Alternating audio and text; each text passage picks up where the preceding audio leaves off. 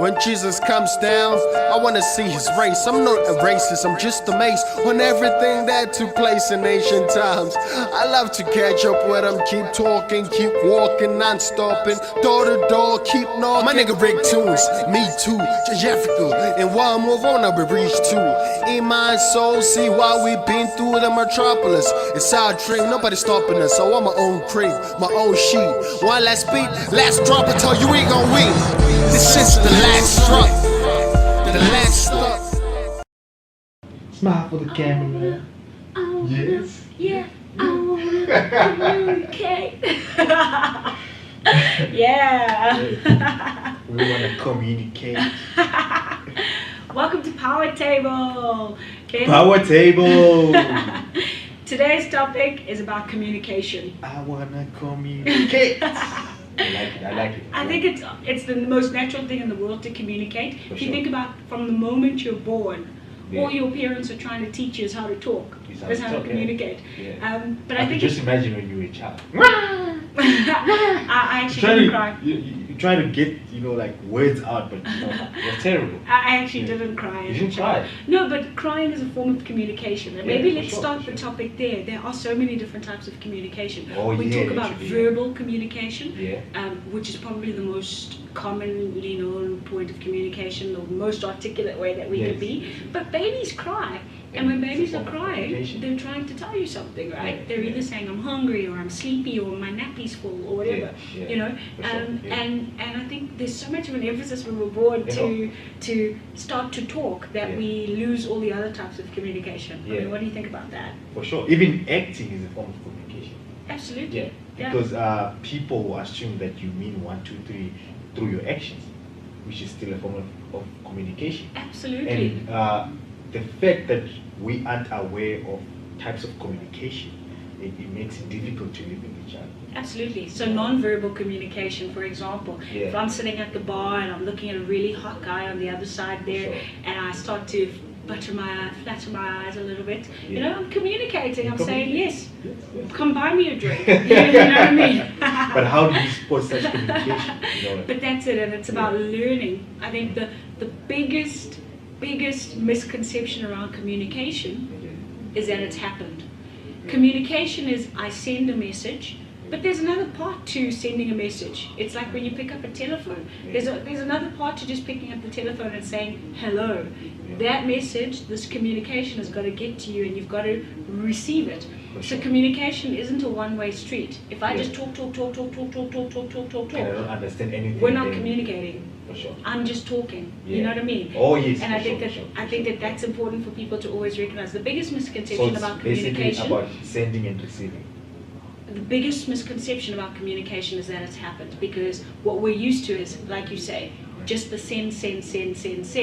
Yeah. But actually, communication also involves a receiving of that message, and it's about clarity. I think communication is clear. I think when a baby cries, you don't really know what is wrong. It could be a number of things. Whereas if a baby could say, "I am hungry now," there's more clarity. So for me, that's the biggest. That probably is the biggest sort of advantage and pro of communicating clearly, is that it provides clarity. Yeah, but some people, they still don't get clarity when you talk to them. But you know what I mean? Whereas I understand if you don't read, if you are unable to read someone's actions. You know what I mean? If you are unable to receive the message that they're sending to you, like as you said, you're at a bar, you like wink, nothing. And the guy is like, and so the easiest. That I understand at some point, but but the verbal communication, is, I don't understand when someone doesn't understand. Yeah, so verbal communication for me is almost, if you think about levels of communication, verbal communication for me is like level 1. Yeah. You know, if you can't, bat your eyelids. And then use your arms to say, come here, I suppose, to the guy at the bar. Ultimately, the lowest form or the base form is to say, come here and buy me a drink. You know what I mean? And so there are those levels of communication, but for me, if you can master at least being able to use your words, and you watch a lot of movies about people saying use your words because your words are important. Use your words. And there's also this thing that you have to understand that there are 3 kinds of people. You You know what I mean? Yeah. There are people who are shy, you know, like people who speak at a low pace, and you get loud people, you know, who are very visual and stuff like that. If you understand such people, then it's easy to communicate. You know, if I'm speaking to someone who's low key, I can't be, you know, outspoken and all loud. You know what I mean? I'll make them feel uncomfortable. Yeah. You know what I mean? Same as the guy who's loud. If I start speaking at a low-key voice, then I make them feel uncomfortable. You know what I mean? I think you have to adjust. We have to learn to adjust to, what is this? To where a person is, I suppose. Yeah, for sure. Yeah, and that differentiates in my mind the difference between good communication and bad communication. Because some people are bad at communicating. No, they are. They are rough. They're abrasive. They're the kind of people who are just going to say, "Benjamin, do this," you know, etc. And if you're the kind of person who's not ready to receive bad communication, that can really hurt relationships. I think ultimately, communication is great in relationships. It's great with your relationship with your mother. It's great in your relationship with your spouse. It's great with your relationship with your children. It's great at building trust, and that talks to that relationship factor. So as soon as there's a breakdown in communication, often what happens is relationships then also start to break down. You know, if you and your brother are fighting, often you won't talk, and you won't talk about what it is that's bothering you, and there'll be the assumption that communication has happened, but actually there's been a sending of a message and maybe not a receiving of a message, and so there has been no communication, and it leads to relationship breakdown. And that for me are some examples of bad communication, where it's the wrong tone. Have you ever written an email to somebody and in your mind it sounds perfectly fine? "Please find attached for your records, kind regards," you know, and it sounds fine. And then they reply to you angry. Yeah. You're like, yo, what did I do wrong? "Please don't talk to me like that," etc., etc. You're like, wow, you know, and that for me is bad communication, where sometimes, you know, email is very difficult, I think, sometimes to express tone, to express a view or a mindset, etc.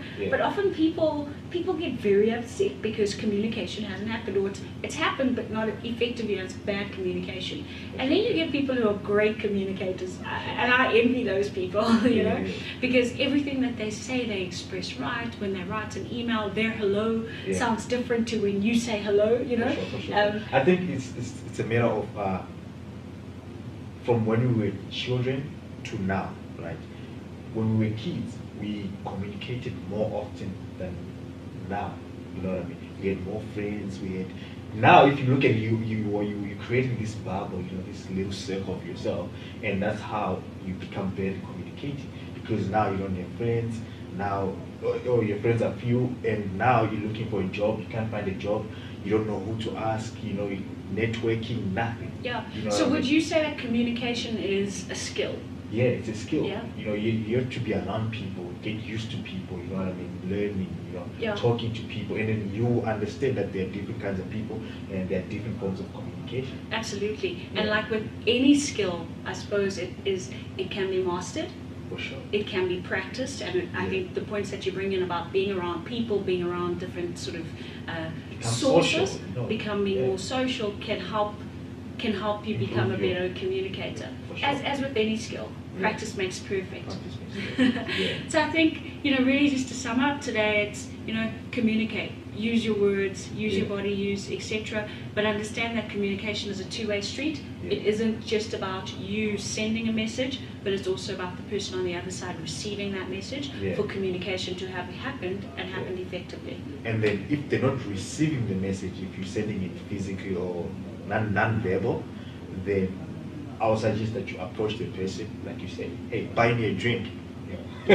Use your words. That's the only solution I can come up with. You know? Use your words. Yeah.